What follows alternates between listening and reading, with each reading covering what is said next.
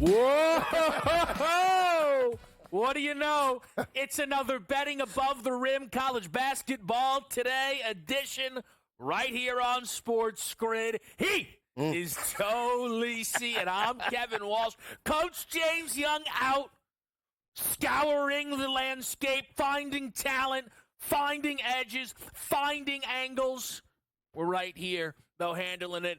Coach will be back in the mix next Saturday. Don't you worry about it. What a loaded Saturday it is. We have Auburn, Alabama in the SEC. We have Duke and North Carolina in the ACC. Ranked matchups with Kentucky against Missouri. Kansas sure could use one against Arizona. The Houston Cougars are playing the Baylor Bears in a Big 12 battle here. And conference tournaments that you might think, do these guys have it covered in the OVC, the MVC, the WCC, the S? Hey, you better believe it. Lisi and I are locked in. How we feeling, Joe? I feel great. I don't know did I sign up for that? Mid-major conferences, but this is what it's all about. You talk about the rivalry games. We have two big ones, Auburn, Alabama. We'll see that play out around 2:30. North Carolina and Duke. Last time Duke abused North Carolina as a 13.5-point favorite. 10.5-point favorites opened up. We're now seeing movement down to 9.5. And you mentioned some of those bubble teams, right? A team like Kansas right now, even though they're in, they need to get more consistency. They play a reeling Arizona team. I'm curious to see how that game plays out. And some of the other games as well that you and I talked about. Big Ten, Indiana, Ohio State, fishy potential line. How does that play out a little bit later today? Great slate of action and maybe some crypto plays a little bit later as well. Look, it's certainly so. I'm hearing a lot of buzz around Marquette, St. John's. Whoop, what's that? The Golden Eagles just went up another point. We're seeing 4.5s in the market for a big battle in the Big East. We have also seen a number of key results in the build-up to this Saturday. I think, Joe, the biggest probably would be Florida taking down Alabama on the road. The Gators, chomp, road wins on their schedule now over both Alabama and Auburn. Many believe that those two victories, of course, the most recent being the one against the Crimson Tide midweek, have pushed them into very likely a number one seed come March Madness. Yeah, they're playing like that. And we talked about it on last week's show. They were like 12-1 to win or make it to the Final Four. We talked about those Final Four teams and the value, top three. And Florida was lingering or lurking right there at 12-1. You talk about the victories that they have had. They beat a very good Texas A&M team on Saturday night, dismantled them as a 9.5-point favorite. They go on the road catching 3.5. They led from start to finish. They win a very high-scoring game against a very good Alabama team that's dominant at home. And now they're playing with house money right now. They're right now big favorites against an Ole Miss team that's coming off a huge home win over Tennessee, 11.5. We'll see how that plays out. But Florida right now, they went out today and show well in the SEC conference. They're going to be there in terms of top two seeding in the March Madness tournament in a couple of weeks. Yeah, they're certainly going to end up with a top two seed again. There's a lot of conversations about that number one spot. Now, you might think, hey, beating Bama, we saw that happen for Tennessee. That was our biggest game on last week's show here. But Tennessee ended up giving it back. They lost on the road to Ole Miss, a good Ole Miss team, no doubt. But an Ole Miss team that today will play Florida, but on the road, double-digit dog. If the Gators get it done, maybe these conference tournaments will matter.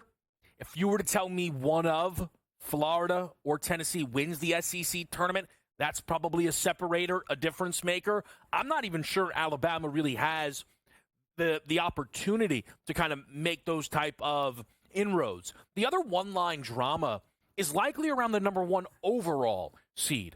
Duke continues to rip, roar, and roll. Oh, what's that? An ACC? Here's 35 points in terms of a victory. They are slaughtering anyone you put in front of them. Finally, the toughness of the SEC caught up to the Auburn Tigers. A double-digit defeat at Texas A&M. It's fine. They're not fraudulent. But the big takeaway, Lisi, was a struggling Janai Broome on the road against Kentucky, but still a victory, carried over on the road against Texas A&M, and has now created massive separation in the Wooden Award race, Player of the Year, with Cooper Flagg out to minus 550 in the market. Yeah, we talked about that last week as well. And Broome coming off a disappointing performance, 8 points against Texas A&M. They trailed from start to finish. Yeah. Really never gained the momentum in that matchup. A&M took it to them from start to finish, offensively and defensively. When you look at the Wooden Award, if Broome puts up 24 and they lose that game, you're not seeing basically minus 600 with Flagg and 4-1 with Broome. But the fact that they lost the game, and he only put up 8 points and wasn't dominant in that road matchup, I think that's why you're seeing the separation. Now, depending upon what plays out today, they have Alabama, right? Top 25 team. If he shows out and let's just say puts in 30, and Flagg is pedestrian 15, 16, and they lose potentially to North Carolina, I think the door is open with that value at 4-1 to maybe scoop up Broome ahead of this matchup against the Crimson Tide. I think if Duke loses again, right, whether that be today or within the ACC tournament, that could be enough for Johni Broome. But again, the odd thing is 2 bad games. It's not that Broome lost to A&M. Back-to-back single games, not what you would expect. And again, Cooper Flagg continuing to light up the stat sheet for the Duke Blue Devils. Some ranked action we saw yesterday. Illinois hosted a ranked Purdue and got the job done late against the Boilermakers. Fantastic for Illinois, who now have put together some results that make Duke look only better. And I'm going to be honest with you. That really is the big takeaway. Illinois looked like they were dead on arrival, and they followed it up by beating Iowa by 20, winning at Michigan State by 20, and taking down Purdue to finish their Big Ten season. And then it was your guys in action, market movement, the Tigers. Can you do that with a tiger? Probably a little more. The Tigers get the job done against South Florida in a big way. Yeah, they dominate. They were 12.5-point favorites. It was a nip and tuck type of first half game. Second half, they pulled away, never looked back. You talk about, just that team as a whole. Memphis, I like them. The market movement. When this started about 2 weeks ago when they put out the Final Four rankings, they were 47-1 to make the Final Four, now down to 22-1. They're big. They're athletic. They play well in transition. I think they're going to be there, Kev. They're 16th in the nation. We'll see how they fare in terms of the conference tournament. And to your point about Illinois gets blown out by Tanjay in Wisconsin. They rebound with a road win over a very good Michigan team. And then you saw what they were able to do last night. They outscored Purdue 10 points in the second half by 10, 48-38. They trailed by 2 at the half. They really made halftime adjustments and dominated that matchup. They're a difficult team to get a read on because when they're healthy, I think they can make a run. But then you look at the resume in recent years for Illinois, never could get over the hump. With today, you also have a number of conference tournaments. We have 4 conferences in their semis today, the MVC, the NEC, the Big South, and the Summit. What do you know? We're involved in a lot of those conferences today, as well as the OVC Finals. SEMO, I don't know. I might like what I'm seeing here out of this SEMO. There's some juice on the board as well in the Summit League. Yesterday, their top team eliminated. And that was because on the other side for North Dakota, here's 51 from Eaglestaff. That's Trayson Eaglestaff with 51 points to knock out the Jackrabbits. That's what you get when there's a little bit of chaos. It is March after all. We're going to come up against our first break. When we get back, we dive into the 2 big games with the 2 best teams. Auburn looking to bounce back against Alabama, and the Duke Blue Devils looking to close out a dominant ACC season by beating their heated rival, the North Carolina Tar Heels. That is all next, right here on Betting Above the Rim on SportsGrid.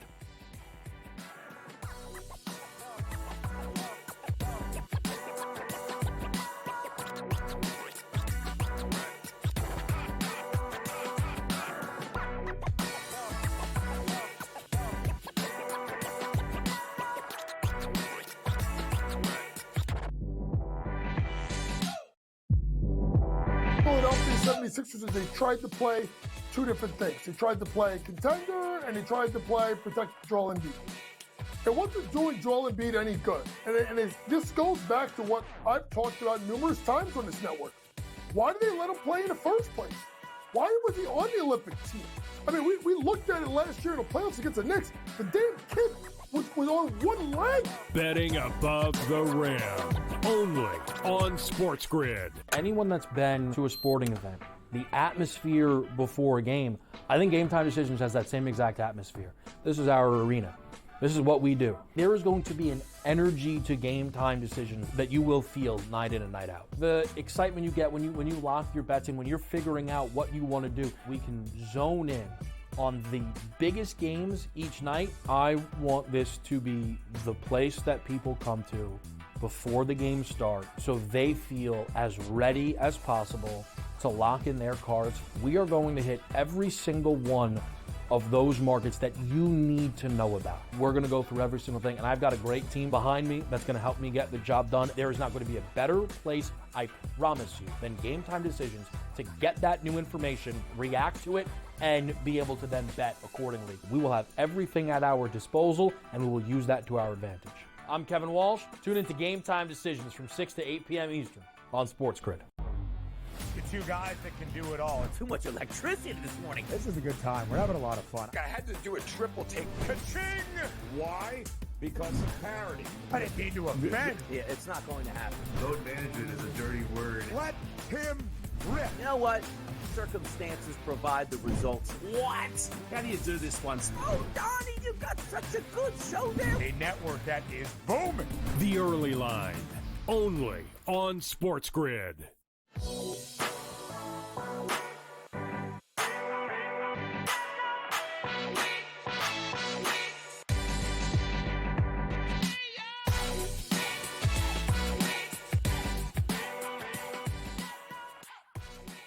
Back with you right here on SportsGrid. I'm Kevin Walsh, and I'm with Joe Lisi. And let's get right into it, Joe. We've got huge games headlining today's slate, and I think Auburn, Alabama, you could have argued at one point, maybe, does the loss take a little bit of the shine off? I think it increases the interest that you have Auburn coming off of just their second loss of SEC play, third only on the season, and Alabama now on a 2-game losing streak here. Alabama entered the game against Tennessee where an outright victory would have likely projected them for the one line.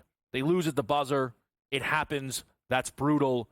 To then follow it up losing at home to Florida, though, I do think has shifted Bama away from this conversation, probably unless they win out, which means we'd need to start today against the Auburn Tigers, who will be looking to, get locked in, focused, ready and roll on their home floor. How do you start this breakdown for this big game? Well, you bring it up, right? The fact that Bama lost 2 tough games. They lost by 4 points per game. How they lost on a buzzer beater to Tennessee. We talked about it last week, that a lower scoring game we believe that Alabama could be in. They played exactly the way they had to against a very solid defense. They lost that matchup, and then to follow it up with a disappointing high-scoring loss to Florida, 2 teams that not only will they meet potentially in the SEC Conference Championships tournament, or more importantly, the NCAA tournament. So you want to step up against better competition. And when you look at the loss to Auburn, we talked about how dominant they were prior to that loss against A&M. You had broke it down great and said you thought that if they got through Kentucky, they could struggle against Texas A&M. Prior to the A&M game, they had won 6 straight by 14.3 points per game. That gauntlet of the schedule did catch up to them because they came out flat. They fell behind 12-2, never looked back, and they trailed from start to finish against the Aggies. This is a very difficult game. Contrast in styles. Bama has won 3 of the last 5 road games. I know they've been inconsistent. Chris Youngblood, he hit 7 of 11 against Miss State. Last 2 games, he's 0 for 4 from 3. They have an identity problem right now. I think they get back on track. I don't know if they win, Bama, but I'm inclined to take the points. I think we have basically a 2-half game right down to the final 2 minutes. Give me the points with Bama. So I was back and forth, Joe, on if I wanted to take an Alabama team total or take Alabama like you, catching those 7.5, maybe 8.5 still out there in the market, and I went to the team total. So let me start kind of with the side. Just because Auburn is off of a loss does not mean that they are going to be a lock to cover. They are 2-0 against the number off of a loss. Small sample size. Right. One of those games was against Richmond. The other against Vanderbilt on the road, laying 8.5. They won by 12. They did trail in the second half of that game. Give them credit for extending. That's exactly what you expect from a top team. It is a small sample size, but I don't know if I trust an Alabama defense to hold off Auburn coming off of a pretty underwhelming offensive effort that they had against Texas A&M, especially with Johni Broome likely going to be on his P's and Q's. One of the things that'll be within today's slate, and I don't think we're going to bring it up for every single game, a lot of senior nights out there, right? A lot of guys know that they're going into their final game in their respective building. Johni Broome has made a home at the Jungle, and this isn't going to be the last go for him in this building. So I don't want to get in front of that. But I'll take Alabama to score all the points in the world because that's what they do. Joe, this team off a loss, 6 games that they've played so far off a loss, having lost 7 games. They average 97.3 points per game, which is incredible. Now, it's not against bad teams. Admittedly, is against some of the fastest teams in the country, Illinois, North Carolina, twice Kentucky. A lot of pace there. Right. But still quality opponents, and I'm only seeing 85.5 for a team total. That's why I'm going to back Alabama here. I think the Crimson Tide's offense, win or lose, answers the bell because that's what they've done all season. And even when they lost earlier in the year, a couple of weeks ago to Auburn, they still got to 85, right? That was a very inconsistent first half for them. They didn't shoot very well. Slow start, and they still put up 85 at the end of the day. So I think it's a very good look. And to your point about Auburn, they've won 20 of the last 22 games. Incredible. Expecting this team to have a UNLV old school type of run where they just run through the regular season to the tournament is unrealistic, especially in today's game with the travel, the logistics, how kids are today. To win 20 of the last 22 is a dominant performance. I agree with you about Broome. I think he has a big day today, whether that means, points and rebounds. I'm still looking in terms of the secondary options for Bama. I'm not looking at Sears. I'm going back to Grant Nelson. I know I was on him last week. He only had 7 points. He did break out with 10, shot 40% from the floor. I took him 15-plus at plus 285. I couldn't get a number on FanDuel for Youngblood for threes. Okay. If I could find one, I'm going to take him today because 2 lackluster performances on the road. I think he has a big day today. And I'll try and look around for some of those numbers. What I want to just do then is take this chance because we're going to get into Duke UNC next. But talk about that Wooden Award race. Today you see Johni Broome's points prop 21.5, expensive. They're not going to give you any cheap entries knowing they're playing against Bama and the pace and opportunities that will be out there. But for Cooper Flagg today, do they look inexpensive? 19.5, but now they're all the way up to 21.5. Cooper Flagg, points, rebounds, and assists up to 33.5 in the market. The thing is, Johni Broome could go out there today, and you mentioned, Joe, have 30 and 15. I don't think that's enough. I think he would need Cooper Flagg to struggle. To be honest, I don't even know if that's likely. I think he probably would need North Carolina to pull off an upset here when we talk about the Wooden Award race. Yeah, I agree with you. And to your point about Flagg, what did he put in, 28 against Wake Forest? 28, 8, 7. He's averaged over the last 5 games 18.6 points per game. So you're seeing a little bit of a premium with that 21.5 number. So I would lean to the under, and I lean to North Carolina to make it a half-court type of game for the most part and try to steal it. They're catching 9.5 at home. I think they have a good shot. I am fascinated just to see, again, we're going to really dive a little bit more into that game, but what you get out of Duke here in the same way that I felt as if, okay, listen, at some point Auburn's going to get clipped here because, again, it's not fair to ask Auburn to win every single SEC game.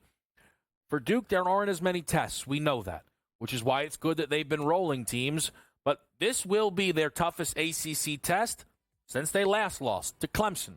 We'll expand on that next right here on SportsGrid.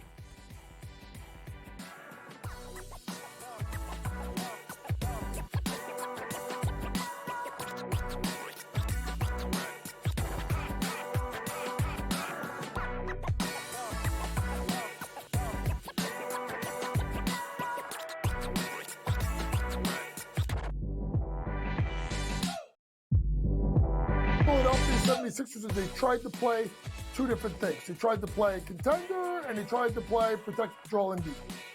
It wasn't doing Joel Embiid any good. And this goes back to what I've talked about numerous times on this network. Why did they let him play in the first place? Why was he on the Olympic team?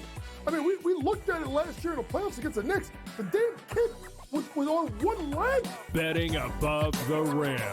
Only on SportsGrid. Anyone that's been to a sporting event, the atmosphere before a game, I think Game Time Decisions has that same exact atmosphere. This is our arena. This is what we do. There is going to be an energy to Game Time Decisions that you will feel night in and night out. The excitement you get when you lock your bets in, when you're figuring out what you want to do, we can zone in on the biggest games each night. I want this to be the place that people come to before the games start so they feel as ready as possible to lock in their cards. We are going to hit every single one of those markets that you need to know about. We're going to go through every single thing, and I've got a great team behind me that's going to help me get the job done. There is not going to be a better place, I promise you, than Game Time Decisions to get that new information, react to it, and be able to then bet accordingly. We will have everything at our disposal, and we will use that to our advantage. I'm Kevin Walsh. Tune into Game Time Decisions from 6 to 8 p.m. Eastern on SportsGrid. The two guys that can do it all. Too much electricity this morning. This is a good time. We're having a lot of fun. I had to do a triple take. Ka-ching! Why?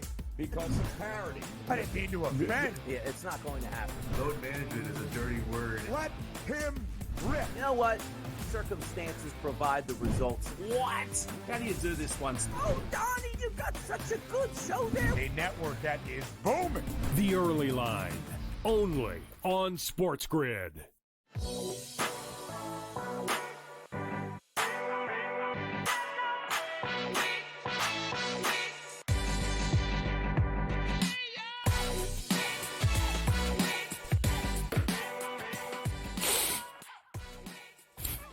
We are back with you right here on this Saturday morning. Kevin Walsh, Joe Lisi.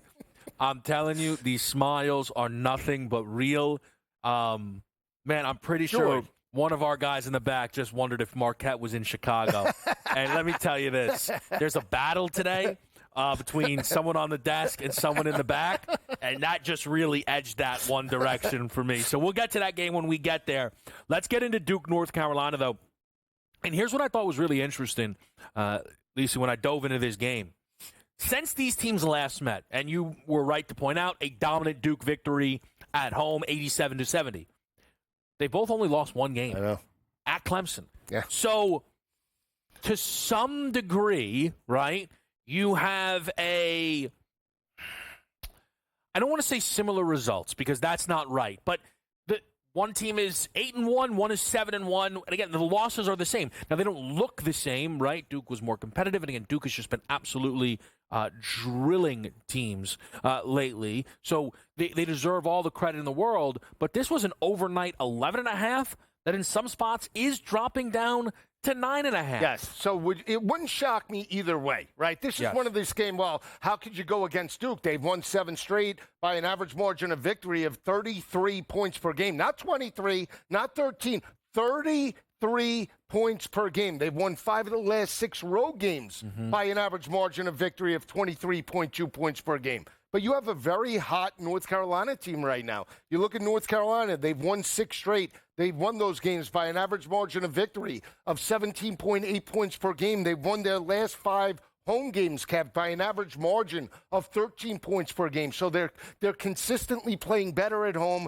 They're peaking as the tournament comes, and that's what you want from Hubert Davis. The fact that they got blown out, and that was a 13.5-point spread, right? That was where Duke had a first-half lead, I believe, of about 20-plus against the Tar Heels in Durham. Knowing how you played in that game, and now they're coming to your house. Last regular season game before the ACC. R.J. Davis has stepped up. He's averaged around 17 points per game over the last 5 games of the regular season. I think he steps up. Again, I don't know if they win, but you want to give me basically double digits with a home dog, a rivalry game, knowing that they did not play well previously and got blown out. I'll take a shot with North Carolina. Duke might win, but I'll take the points with the Tar Heels. Yeah, I am trying to kind of find my way through this game because Duke is what Lisi and I have these listed teams that just kind of left, right, punch, whoa, uppercut. Give me the standing 8. I need the standing 8. I can't go against them. And, the other day I was like, I haven't bet against Duke that much. I'll take the 20.5. Okay, never mind. I knew I lost that bet in the first 4 minutes. Yeah, that's the thing. Because Duke had scored 0 points, and we weren't leading. We weren't up. We hadn't extended. I think a Duke team total under is actually interesting to me because it is about, it's so high on the road. North Carolina's defense, relatively speaking, is all right. Where I found some comfort within this basketball game, incredibly, is Ian Jackson, UNC's freshman. For the Tar Heels and for this program, obviously they underwent a lot of change with Roy Williams out and Hubert Davis in, and Hubert Davis had some immediate success. What Hubert Davis has not had, though, is any success in terms of turning guys pro. Since he's taken over, they've had one player drafted, and that was last year, or this past draft, at pick 48 in Harrison Ingram. To some degree, it would be in Hubert Davis's best interest to showcase Ian Jackson. Now, not over winning, but here's the thing. Ian Jackson, I think, is one of the better players on this roster. Yet for some reason, we get odd minutes. Against Vatek, plays 26 minutes and scores 19 points. Fantastic. The game prior to that, he only played 13 minutes against Miami. He played 4 in the first half. It's Miami. Let him play the whole game. Still scored 11. I like him for 12-plus points today because I think Ian Jackson is one of the best players on this roster. Because I think he's one of the best players on this roster, I think he will force his way into more minutes, and hopefully the level of competition doesn't hold him up. Because, look, when he played against Clemson, 0 for 8 in 16 minutes. I'm hoping it doesn't look like that. Yeah, you need a better effort than that in order for them to pull out the victory. But I will say this, I lean to the under as well. I think it's more of a tempo type of game, slower tempo, favors North Carolina. They cannot get into a shootout with Cooper Flagg in that offense right now. Too inconsistent for North Carolina in the shooting. I think it's so well said, right, is for the whole season it was about Duke and the defense. And now it's about Duke and the offense, and that's why they are rolling teams. The Johnnies, SNL's favorite son. We'll talk about it next.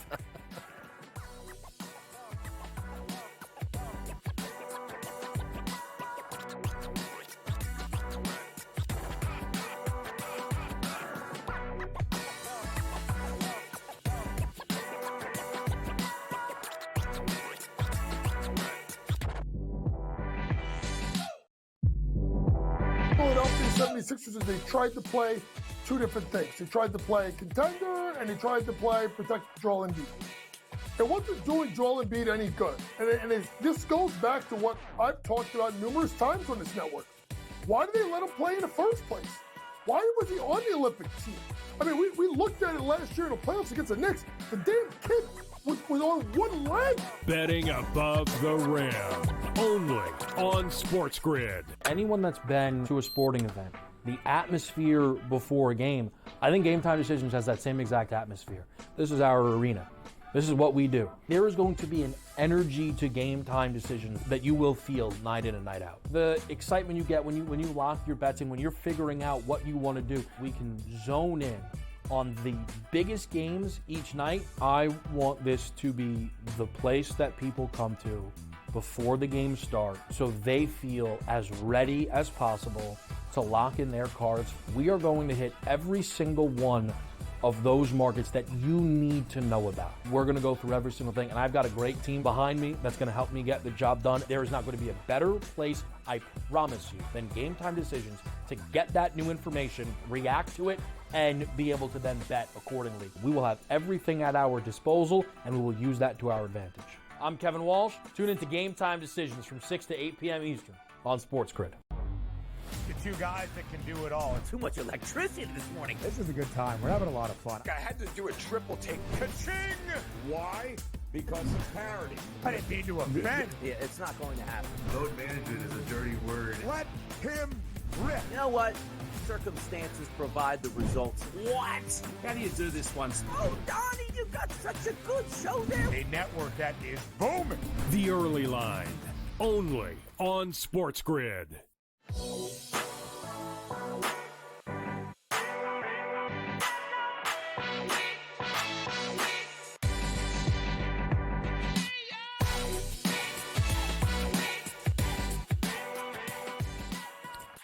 The big game breakdowns roll on here on Betting Above the Rim college basketball today. And we're going to get into Marquette St. John's huge game in the Big East. Now, as far as the league goes, St. John's has already clinched that. At 17-2, they've really run away with it here. Incredibly, in second, it's actually Creighton right now, who started off very slow to their season at 14-5. In conference play, 13-6 for both Marquette and UConn. So, again, St. John's has created a ton of separation. The question, though, is can St. John's just win again?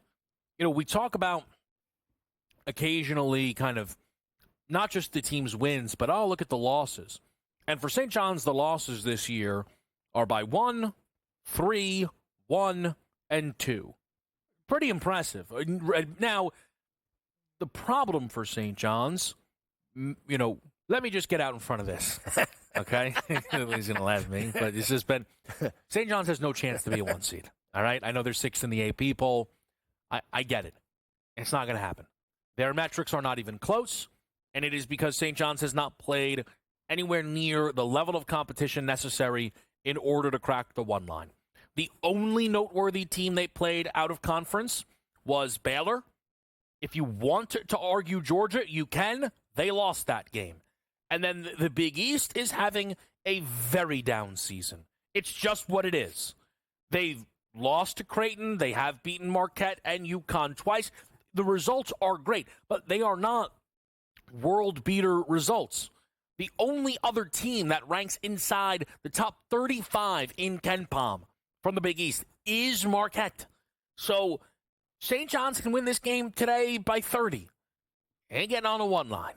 And now that we handled that, do you think they win this game by 30 today, Joe? No, I don't. I actually lean to Marquette. They're laying 2.5. It opened at 2.5. It's up to 4.5 right now. Marquette has won 4 of the last 6. You look at St. John's, they've won 5 straight by an average margin of victory of 12 points per game. You look at R.J. Lewis, dominant performance back-to-back, 20-point performances. He's averaged 18.8 points per game over the last 5 games of the regular season, shooting over 50% from the field.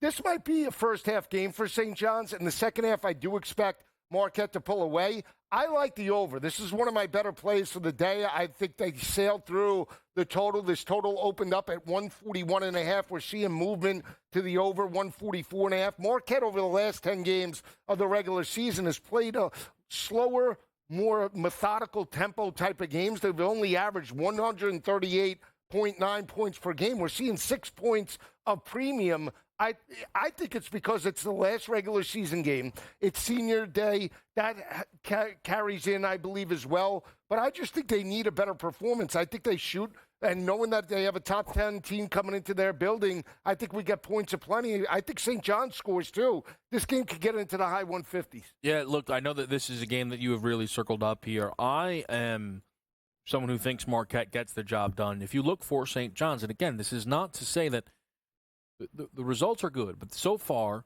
on the road, there's only 6 teams in the whole Big East, okay, that are inside the top 70 on KenPom. Only 6, all right?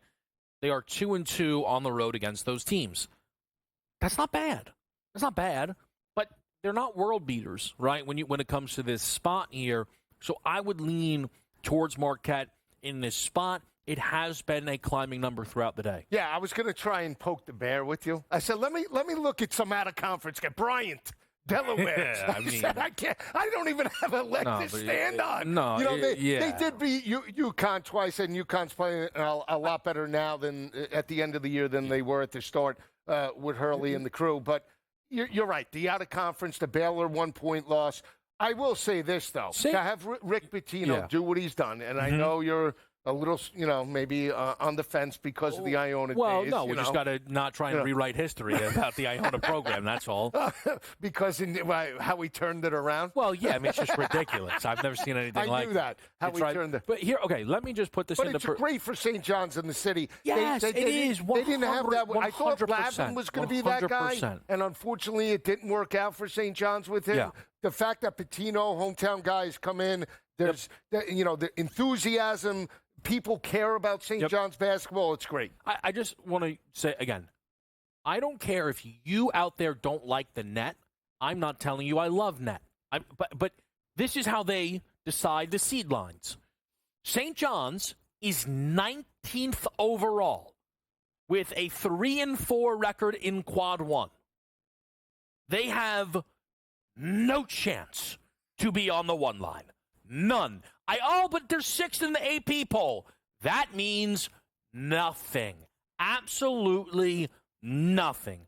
With that said, let's get over to Kentucky, Missouri. Because this is the other ranked game we have not gotten to just yet. And I don't know why, but I put some stakes on this game as I broke it down. Just call it the most unbiased man in the history of sports media, instincts kicking in a big way. But I really believe that the loser of Kentucky, Missouri, I could very definitively tell you, is not winning the NCAA tournament. Now, maybe people will feel like neither one of these teams is going to ultimately cut down the nets, and certainly the market would reflect that. But we all like to take our long shots. We try and figure out our brackets, who can make Final Four runs, this, that, and the third. And Missouri loses, it's kind of obvious that they wouldn't qualify. It would be a third straight loss within their last 5 games. And the losses is not necessarily as if it's been Auburn and A&M. It's Oklahoma, Vanderbilt, and Arkansas. They cannot win on the road right now, Missouri. For Kentucky, it's been a while since this team has won consecutive games. And a loss to Auburn at home is tough, no doubt. But the way that they responded against LSU was big. That was their most dominant victory yet. And I think if Kentucky is going to be the real deal, at a minimum, Joe, they need to hang the whole way against the Mizzou team that is now laying nearly double what it was at open. I'm seeing 6.5s in the market. Yeah, it's something that we don't know about because this line opened up at 4.5 and it's up to 6.5, 2 points of movement on Missouri. I understand that Missouri is a very good home team, and to your point, they can't win on the road, and that's why I don't like them actually big picture in the tournament. Yeah. But you're talking about a team that has lost 3 of the last 4 now. And some of them have come at home, right? They shot 29% against Oklahoma from 3. They've lost 3 of the last 4 games by an average margin of defeat of 7.6 points per game. On the flip side, you talk about the dominating performance by Kentucky. They have struggles. They've only won 1 of the last 4 road games. They lost the 3 games by an average margin of defeat of 10.3 points per game. But Oweh with a big performance against LSU with 24 points. I think that carries over. I just think Kentucky, whether you like them or not, is just more athletic than Missouri and can hang within 6.5 today. Yeah, I was initially going to leave this game alone, a lean to Kentucky, but at 4.5, 6.5 is a lot. I mean, you're now talking over 2 possessions. That is a big move. I cannot imagine that this would get up to 7. The 6.5, by the way, is not 5.5. There's 5.5 left, though. So 6.5 is becoming the number pretty much anywhere that you look on this game. Yep. I want to just throw something at you quickly here, Joe, before we kind of move over and get into some the battles within the Big 12. But Tennessee today, just because we've talked a lot of the one line, we'll get to Florida Ole Miss. But Tennessee laying 15.5 to South Carolina. What are your thoughts there? Well, they've won 4 straight home games by 8 points per game. But again, I don't think they're going to take South Carolina seriously. And South Carolina playing a little bit better now. They've gotten 2 conference wins over the last 4 weeks. I think they definitely cover the 15.5. It's an ugly type of game. I just seen too many times Tennessee on the road at home play down to mediocre competition, and laying 15.5 is just way too much for me. I want to see how some of the Kai Ziegler numbers check in. Coming off of an 8-point game against Ole Miss where he was 2 of 9 from the floor. I'm sure he'll kind of take some of the brunt of that loss on his inefficient shooting. Only the second time in SEC play he has not scored double digits, so could be a bounce-back spot there for Ziegler. We're going to hit a break. When we come back, it is the Big 12 headline by Kansas versus Arizona.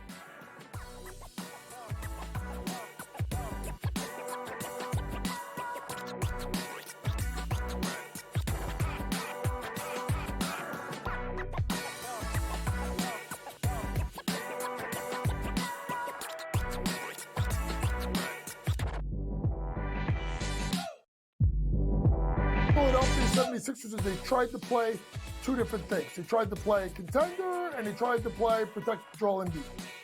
It wasn't doing Joel Embiid any good. And this goes back to what I've talked about numerous times on this network.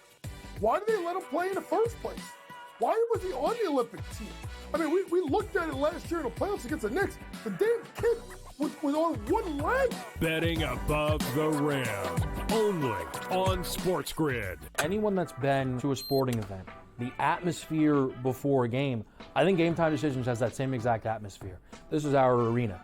This is what we do. There is going to be an energy to Game Time Decisions that you will feel night in and night out. The excitement you get when you lock your bets in, when you're figuring out what you want to do, we can zone in on the biggest games each night. I want this to be the place that people come to before the games start so they feel as ready as possible to lock in their cards. We are going to hit every single one of those markets that you need to know about. We're going to go through every single thing, and I've got a great team behind me that's going to help me get the job done. There is not going to be a better place, I promise you, than Game Time Decisions to get that new information, react to it, and be able to then bet accordingly. We will have everything at our disposal, and we will use that to our advantage. I'm Kevin Walsh. Tune into Game Time Decisions from 6 to 8 p.m. Eastern on SportsGrid. The two guys that can do it all. Too much electricity this morning. This is a good time. We're having a lot of fun. I had to do a triple take. Ka-ching! Why? Because of parity. I didn't mean to offend. Yeah, it's not going to happen. Load management is a dirty word. Let him rip. You know what? Circumstances provide the results. What? How do you do this one? Oh, Donnie, you got such a good show there. A network that is booming. The Early Line. Only on SportsGrid.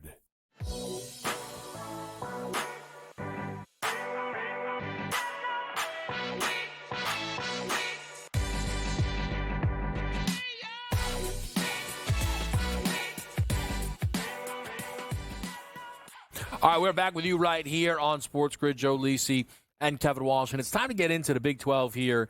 And while there has been, rightfully, all of the conversation around the excellence that has been the SEC this year, the Big 12 is no slouch. And we have started to see this conference beat up on one another.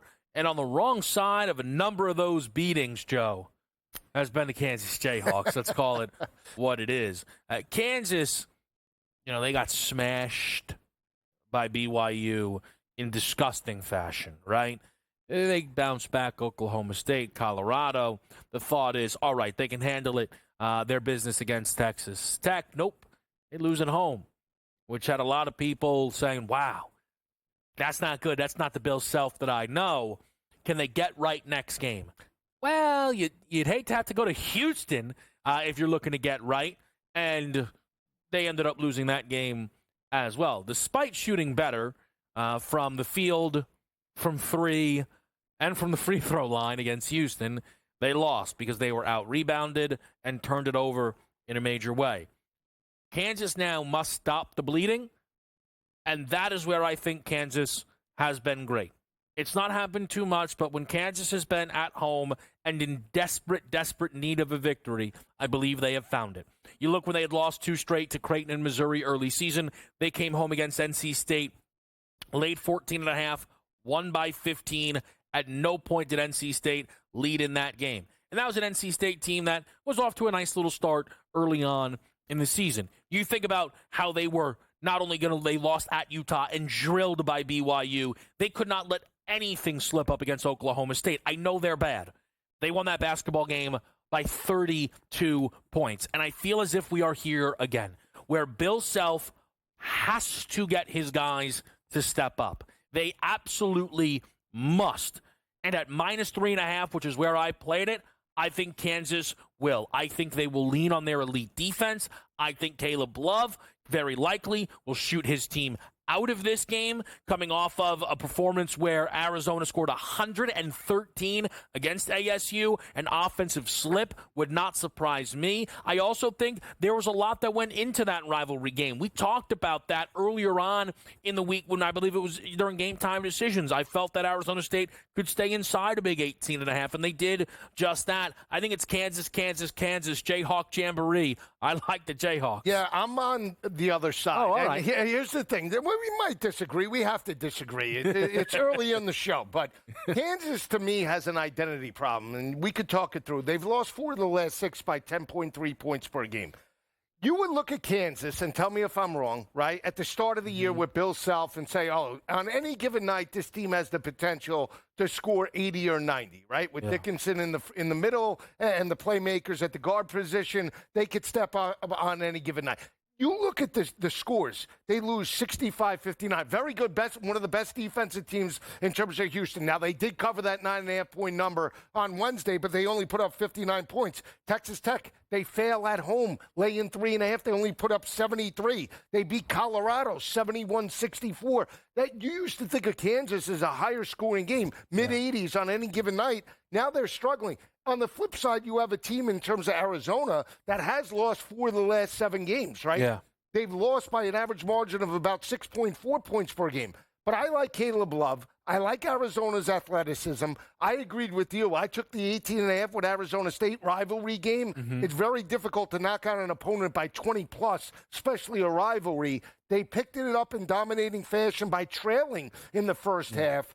I just don't. I have more confidence, even though both teams are reeling. I have more confidence in Arizona. I like Love over any other player on Kansas, and I think that's the difference for me. His number's 18.5 juiced at -125 to the under. I think he could have 20+, and I think he breaks out with threes. I took him for 4 threes at +285. Look, I think that will certainly put Kansas up against it. For me, I think, the Jayhawks have not lived up to nowhere near to their expectations coming into the season. However, they are still an elite defense, and I think those elite defenses have given Arizona some trouble this season. Let me just ask, do you see any similarities between Kansas potentially and where Kentucky was at the end of Calipari? A little bit. Great coach, won a national championship. Talent is never the issue, but just can't seem to find consistency. They're 10-9 in the Big 12. So they are struggling this year, undoubtedly, but they pretty recently won an NCAA tournament. A couple of years ago. So much more recently than Cal did. And Cal was given so much grace. And again, grace that he had earned, undoubtedly, right? But I don't... Now, I believe the thing is Bill Self has never been lower than a 4 seed, right? He's projected to be somewhere between a 6 and an 8 seed First now. time, right? So it's definitely... And that was a guy who came into the season with the preseason #1 team in the country. So, look, it's a down year, no doubt about it. He's got a kid coming to campus next season, Darren Peterson, that if that's not successful, then we'll start to have some conversations. Talk to me about Houston and Baylor, because how you feel about St. John's Marquette is how I'm rocket ship, Jimmy Neutron, brain blast, here we go, Space Cadet. You might get me on this. I love this total, 130.5. Are you kidding me? Yeah, now they have played some crazy games, right? Baylor playing a little bit better. They've won 2 straight by an average margin of 6.5 points per game.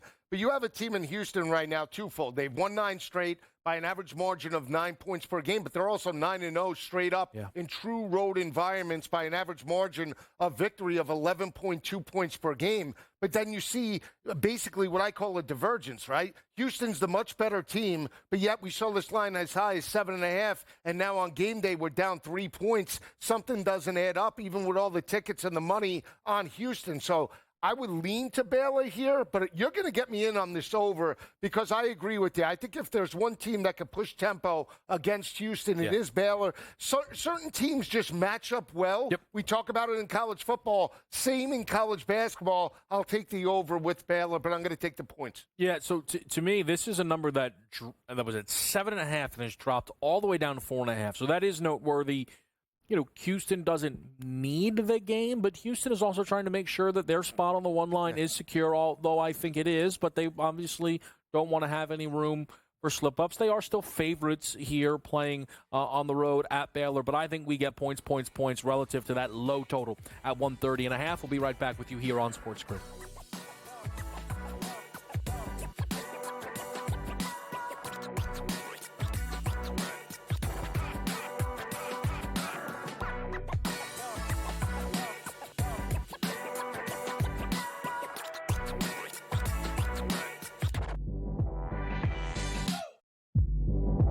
Philadelphia 76ers, they tried to play two different things. They tried to play contender, and they tried to play protect Joel Embiid. It wasn't doing Joel Embiid any good. This goes back to what I've talked about numerous times on this network. Why did they let him play in the first place? Why was he on the Olympic team? I mean, we looked at it last year in the playoffs against the Knicks. The damn kid was on one leg. Betting above the rim, only on SportsGrid. Anyone that's been to a sporting event, the atmosphere before a game, I think Game Time Decisions has that same exact atmosphere. This is our arena. This is what we do. There is going to be an energy to Game Time Decisions that you will feel night in and night out. The excitement you get when you lock your bets in, when you're figuring out what you want to do, we can zone in on the biggest games each night. I want this to be the place that people come to before the games start so they feel as ready as possible to lock in their cards. We are going to hit every single one of those markets that you need to know about. We're going to go through every single thing, and I've got a great team behind me that's going to help me get the job done. There is not going to be a better place, I promise you, than Game Time Decisions to get that new information, react to it, and be able to then bet accordingly. We will have everything at our disposal, and we will use that to our advantage. I'm Kevin Walsh. Tune into Game Time Decisions from 6 to 8 p.m. Eastern on SportsGrid. The two guys that can do it all. Too much electricity this morning. This is a good time. We're having a lot of fun. I had to do a triple take. Ka-ching! Why? Because of parity. I didn't mean to offend. Yeah, it's not going to happen. Load management is a dirty word. Let him rip. You know what? Circumstances provide the results. What? How do you do this one? Oh, Donnie, you got such a good show there. A network that is booming. The Early Line, only on SportsGrid.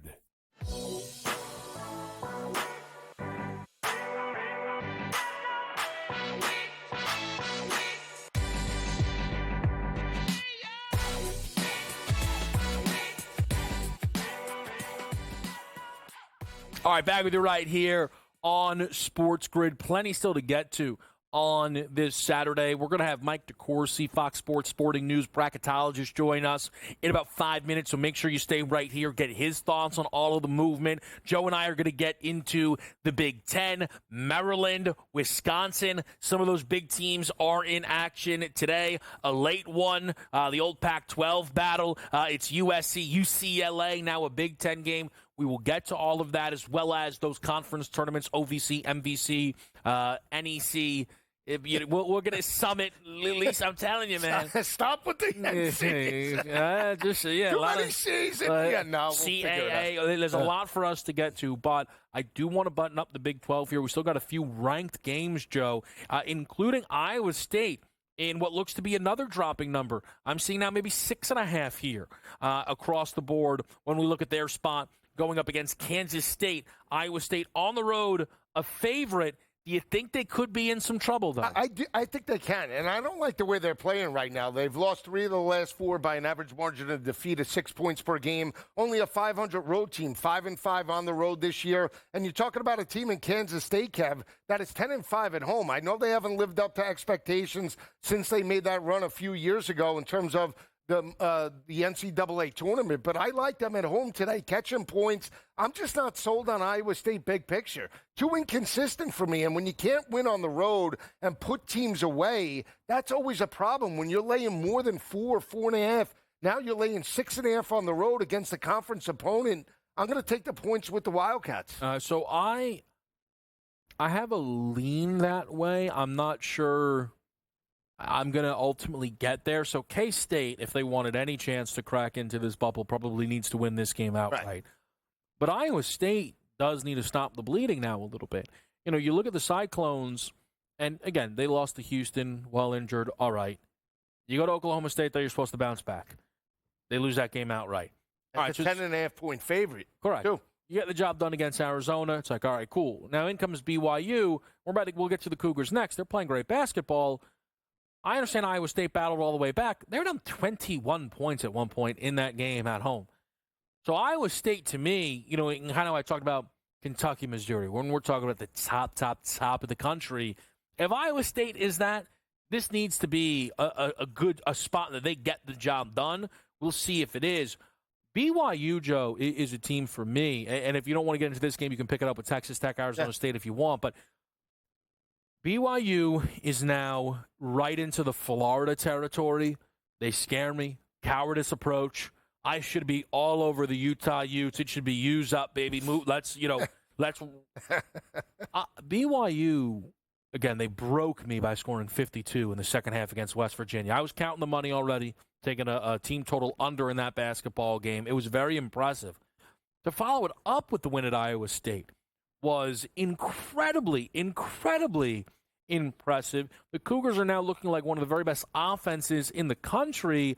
I want to take Utah here, but I don't want to be sitting on the wrong side of a game that finishes 91-73. Yeah, you have a team that's won 7 straight in BYU by 12.7 points per game, and a team in Utah that's lost 3 of the last 4 by more than 7 points per game. So you have a trend and the momentum clearly on BYU's side. You have a rivalry game. We know it's the holy war in terms of college football, but this is a different animal. Yeah. The fact that it's such a high number for a rivalry game, I just don't have any confidence in Utah. If Utah maybe was playing a little bit better right now, I would take the points, but I can't do it. I would lay it with BYU in this matchup. Okay. Reluctantly, it's not one of my better plays, but I would lay it with the Cougars. I do like Texas Tech today.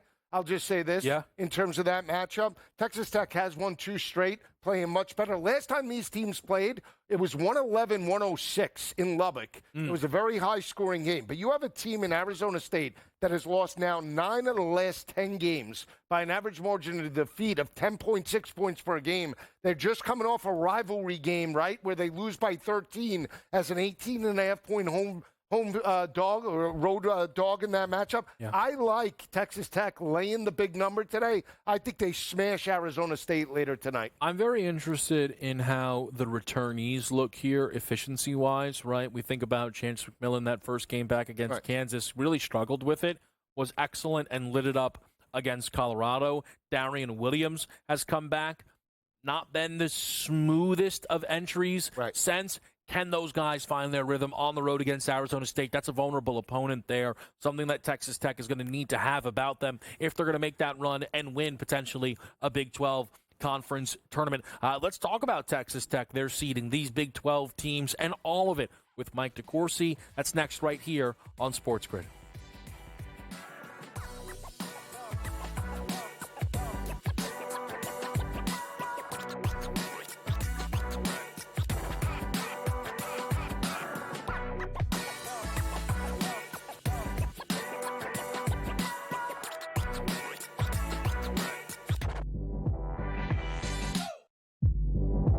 Philadelphia 76ers, they tried to play 2 different things. They tried to play contender, and they tried to play protect Joel Embiid. It wasn't doing Joel Embiid any good. This goes back to what I've talked about numerous times on this network. Why did they let him play in the first place? Why was he on the Olympic team? I mean, we looked at it last year in the playoffs against the Knicks. The damn kid was on one leg. Betting above the rim, only on SportsGrid. Anyone that's been to a sporting event, the atmosphere before a game, I think Game Time Decisions has that same exact atmosphere. This is our arena. This is what we do. There is going to be an energy to Game Time Decisions that you will feel night in and night out. The excitement you get when you lock your bets in, when you're figuring out what you want to do, we can zone in on the biggest games each night. I want this to be the place that people come to before the games start so they feel as ready as possible to lock in their cards. We are going to hit every single one of those markets that you need to know about. We're going to go through every single thing, and I've got a great team behind me that's going to help me get the job done. There is not going to be a better place, I promise you, than Game Time Decisions to get that new information, react to it, and be able to then bet accordingly. We will have everything at our disposal, and we will use that to our advantage. I'm Kevin Walsh. Tune into Game Time Decisions from 6 to 8 p.m. Eastern on SportsGrid. The 2 guys that can do it all. Too much electricity this morning. This is a good time. We're having a lot of fun. I had to do a triple take. Ka-ching! Why? Because of parity. I didn't mean to offend. Yeah, it's not going to happen. Load management is a dirty word. Let him rip. You know what? Circumstances provide the results. What? How do you do this once? Oh, Donnie, you got such a good show there. A network that is booming. The Early Line, only on SportsGrid.